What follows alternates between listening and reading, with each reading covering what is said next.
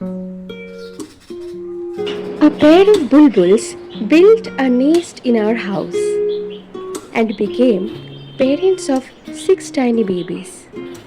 But as the babies started leaving the nest, crows attacked them.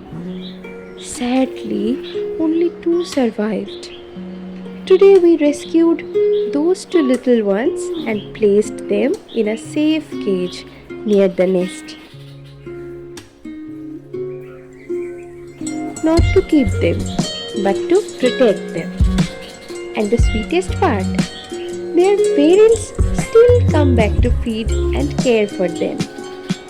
Nature can be cruel, but sometimes a small act of kindness can give a life a second chance.